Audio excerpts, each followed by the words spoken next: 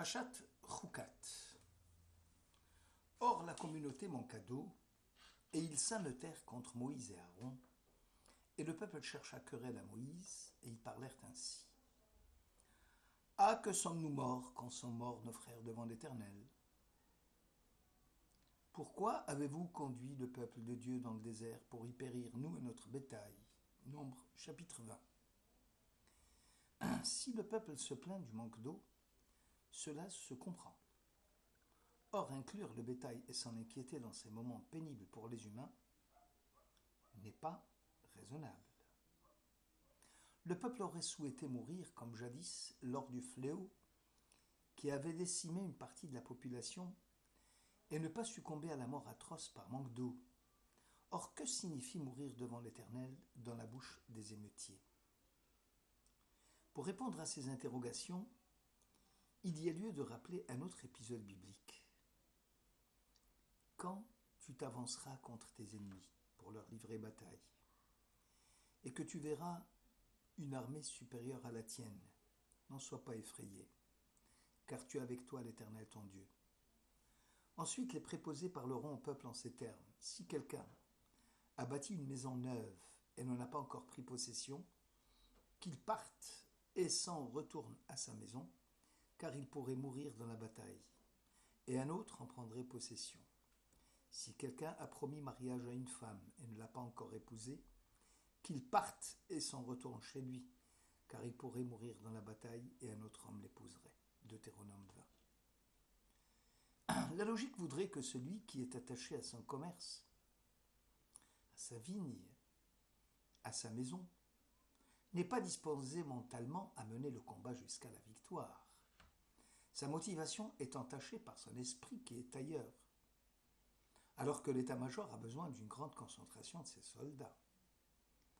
Or, la Torah justifie le renvoi du soldat, sous prétexte que le soldat à coup sûr va mourir dans le champ de bataille et que sa propriété va passer entre les mains d'un autre. En quoi cela est-il important de savoir ce qui va se passer après que le soldat soit tombé sur le champ d'honneur?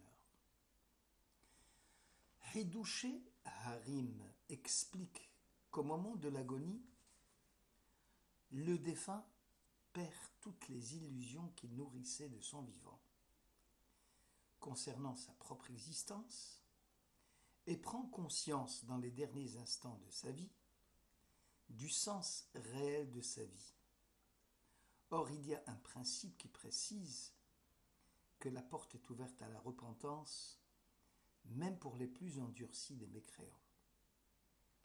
Il y a des personnes qui peuvent accéder au monde futur en une heure de temps.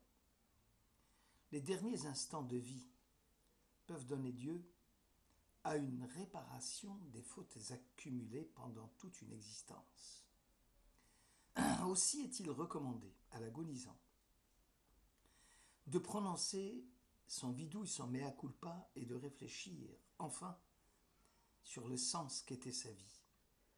Cette capacité relative d'imprimer une direction au cours des choses et des événements de l'existence, et surtout d'être en mesure de les interpréter correctement juste avant la fin de sa vie, permet de concevoir l'existence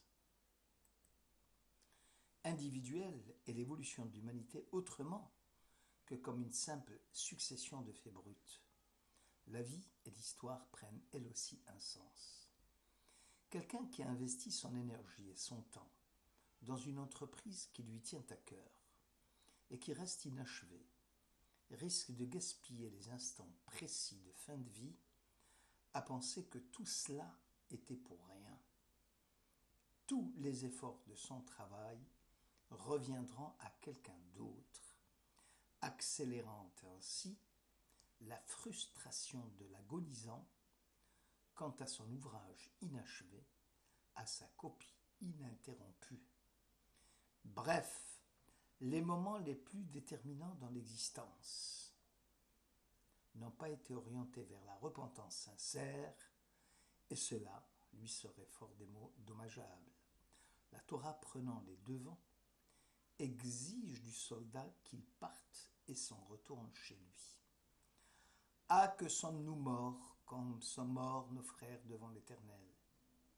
Souhaiter mourir, décimés par un fléau, plutôt que succomber par la soif, car celle-ci est tellement obsessionnelle que l'assoiffé vit ses derniers instants dans un mirage trompeur qui produit en lui l'illusion d'une nappe d'eau s'étendant à l'horizon et qui viendrait mouiller ses lèvres sèches. On peut également soutenir que ce type de sanction est lié au blocage de la repentance. Pour ceux dont le cœur s'est endurci, il y a des points de non-retour en matière de repentance. Par exemple, quand l'auteur des péchés s'enferme dans une spirale d'habitude qui le fige et dont il ne peut plus s'en sortir, comme ce fut le cas du pharaon biblique. Toutefois, même si l'on accepte que la mort du plaignant ne s'est pas produite devant l'Éternel comme il l'aurait souhaité, le bétail en quoi est-il fautif? Les mutins étaient persuadés que l'initiative de conduire le peuple dans le désert relevait exclusivement de Moïse et d'Aaron. Et le manque d'eau est dû à l'improvisation des deux frères. Aussi Dieu va demander à Moïse de prendre la verge et de dire au rocher, en présence des fils d'Israël, de donner les eaux, afin que la communauté se désaltère. Pourquoi donc ordonner à Moïse de se saisir du bâton s'il devait simplement parler au rocher? Et en quoi la sanctification du nom divin serait-elle plus grande si, au lieu de parler au rocher, Moïse venait à le frapper? Dans le récit de la Haggadah de Pessah, on peut y lire « Si Dieu avait seulement comblé nos besoins dans le désert, cela aurait été suffisant. » Pourquoi cette évocation du désert?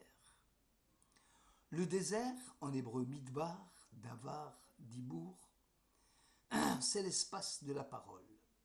Contrairement à la ville, espace habité, propice à l'oubli et à l'exaltation du moi, où le mode de l'existence de l'avoir fait miroiter à l'homme qu'il règne en maître absolu sur le monde qu'il façonne par sa puissance créatrice. Le désert est propice à la méditation, où les chimères et les illusions de puissance viennent se fracasser sur les dunes de sable. Là, la parole divine règne en maître.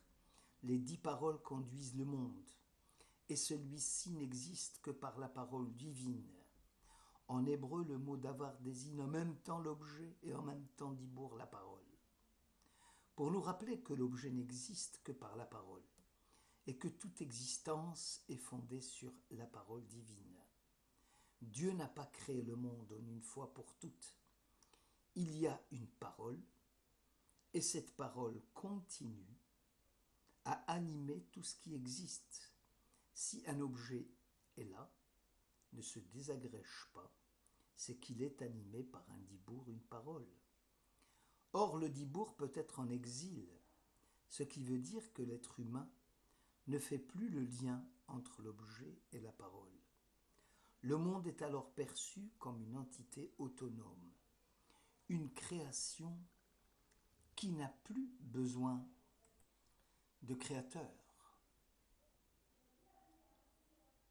On ne sentait plus que c'était le dibour qui animait le davar, l'objet. Les 10 plaies d'Égypte ont permis à l'homme de prendre conscience qu'au sein de tout ce qui existe, il y a la parole divine, le davar. C'est dans ce but et dans tout ce bouleversement que l'être humain s'est enfin rappelé que le monde est animé par les 10 paroles et que sans elles, il retournera le monde au chaos, au tohu-bohu. Or, pour faire renaître la parole et la sortir de l'exil, il fallait, au-delà d'un savoir, une perception. Vechol ha'am ro'im et akolot. Tout le peuple percevait les voix. Moïse doit rappeler sans cesse que c'est la parole qui fait vivre l'objet. Ro'im et akolot. C'est en bénissant Dieu à travers les remerciements contenus dans la bénédiction que l'homme prend conscience qu'il ne peut vivre seulement de pain, mais de la parole de Dieu. Au moment où la foule s'ameute contre Moïse et Aaron en réclamant l'eau, Dieu ordonna à Moïse de prendre le bâton et de parler au rocher aux yeux de tout Israël, les Énéhem, et non pas les Osnehem, à leurs oreilles. Donc à leurs yeux et non pas à leurs oreilles. Israël, comme au Sinaï, doit voir, percevoir la parole divine, la voix divine, et non comprendre, écouter, lishmoa, lehavin. Ce sera la réalité palpable, perçue comme telle, qui permettra au rocher de donner ses eaux. Tout celui qui sent profondément en lui que la nature ne produit rien par elle-même, elle ne fait qu'exprimer la volonté de Dieu, peut comprendre aisément que cette même volonté puisse agir de telle ou telle façon, loin des lois du déterminisme où l'ensemble du réel est soumis à un système de causes et d'effets nécessaires, y compris les faits qui paraissent de façon illusoire relever de la liberté ou de la volonté.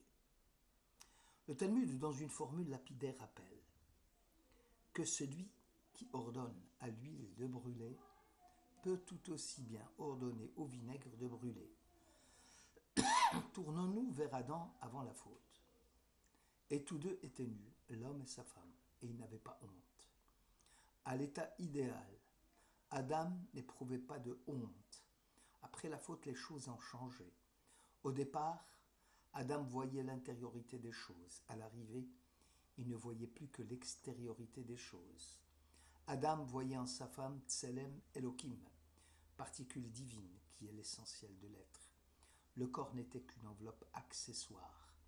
Après la faute, leurs yeux se sont ouverts et ils ont compris. Qu'ont-ils compris ?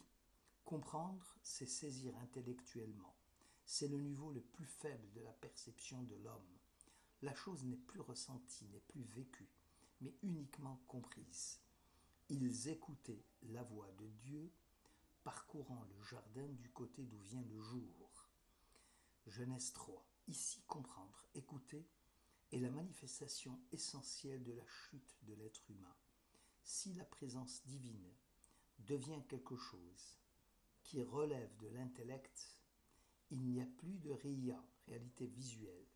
Il n'y a que shmi'a, entendre, comprendre. À partir de ce moment-là, les choses corporelles deviennent réalité. Après la faute, l'homme voyant en tout être humain une particule divine. Après la faute, il ne voit plus qu'un corps. La particularité divine qui habite tout être n'est plus ressentie. Nefesh HaChaim explique que l'homme enferme en lui le Tselem Elohim, l'image divine, et non le Tselem Hashem, c'est-à-dire l'aspect de rigueur, le maître de toutes les forces, et non l'aspect de bonté, de miséricorde, cet attribut du divin. Elohim est le même que celui qui a contribué à la création du monde. Bereshit bara Elohim. Cela signifie que si l'homme remplit la mission qui est la sienne, il aura le pouvoir d'agir à sa guise, à l'instar de Dieu, et de commander la nature, et de la plier à sa propre volonté. Aussi Dieu va demander à Moïse de se munir de son bâton, du sceptre du roi du monde, et de la procuration que Dieu donne à ceux qui le craignent, afin d'ordonner au rocher de donner ses eaux. Moïse a développé en lui l'image du Tselem Elohim, du divin, jusqu'à le porter à des sommets jusque-là inconnus par l'être humain. Moïse donc a développé en lui l'image du Tselem Elohim, du divin, jusqu'à le porter à des sommets jusque-là inconnus par l'être humain, puisque Moïse deviendra Elohim le Paro, un dieu à l'égard du pharaon.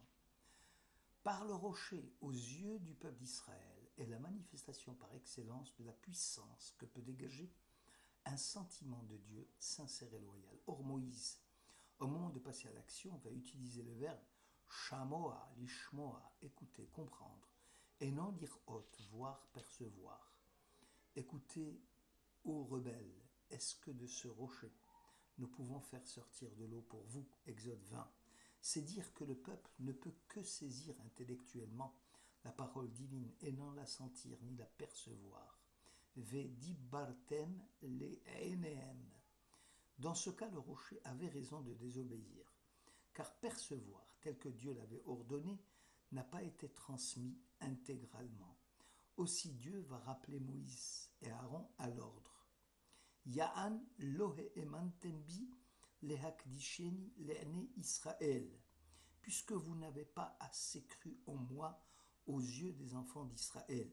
Aussi ne conduirez-vous point ce peuple dans le pays que je leur ai ordonné.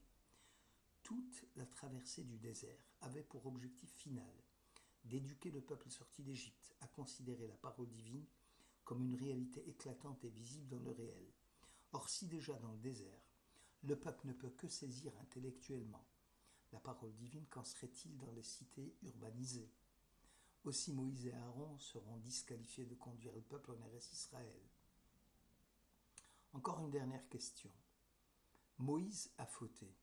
Pourquoi Aaron va-t-il trinquer? En fait, l'intransigeance dont Dieu fit preuve ne concerne pas seulement la parole malheureuse de Moïse, écoutez ô rebelles, mais toute l'éducation et ses manquements, comme si tout l'apprentissage du désert durant 40 années n'a abouti qu'à un degré de compréhension intellectuelle, sans jamais ressentir de visu la présence divine. Cet échec-là n'est pas seulement imputable à Moïse, mais aussi à son frère Aaron. Shabbat